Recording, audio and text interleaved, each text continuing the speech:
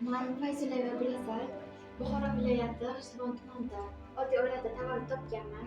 Hozirda 8 maktabning 9-sinf o'quvchisiman va yoshim 16 yoshda bo'lishimga qaramasdan ko'plab yutuqlarga erishdim. Bularning barchasining sababi mening onamning menga berib turgan motivatsiyalar va ko'p kitob o'qiganligim sababli. Shu yoshligimdayam dadajonim ko'p kitob keltirib berardilar va doim meni o'qishimni, yaxshi inson bo'lishimni, hammaga o'rnak bo'lishimni xohlardilar va shu tufayli ularning duolarini olganligim sabab bo'lsa kerakki, shuncha yutuqlarga erishdim. Xo'sh, yutuqlarim haqida gapiradigan bo'lsam, 50 dan ortiq xalqaro sertifikatlarni egasiman.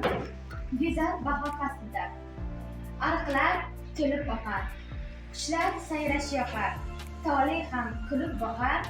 Go'zal bahor faslida qizlar taqar jamalak, osmonda 7 malak, doshqozonda sumalak. Go'zal bahor faslida dehqon qo'lida ketmon, qalbi liq to'la iymon, tandirda qizarar non. Go'zal bahor faslida hofiz qo'lida sozi, jaranglar qush ovozi, qaldirg'ochning parvozi. Go'zal bahor faslida tunlar tongga ulanar, yam-yashil qir dalalar, Allohdan rizq so'ralar. Go'zal bahor faslida